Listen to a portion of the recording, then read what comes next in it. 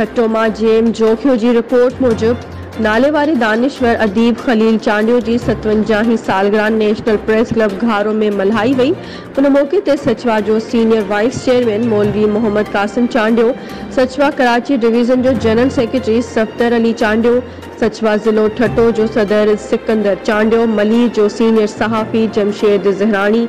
National press club Gharo जो सदर खालिद अजीज़ जतोई, अब्दुल लतीफ़ जोखियो, वहीद शाद जोखियो, जेम जोखियो ऐं ॿिया शामिल हुआ। उन मौके ते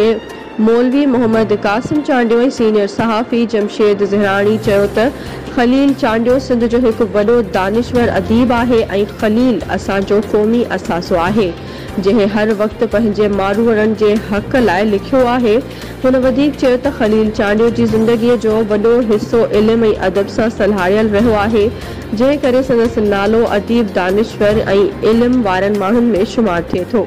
खलील चांडियो जे कदावर शख्सियत ऐं उन जे कयल इल्मी अदबी पोहे ते ॻाल्हाइण लाइ लफ़्ज़ साथ नथा ॾियनि, छो त खलील चांडियो साहब सिंध वासियुनि लाइ कंहिं इल्मी दर्सगाह खां घटि नाहे।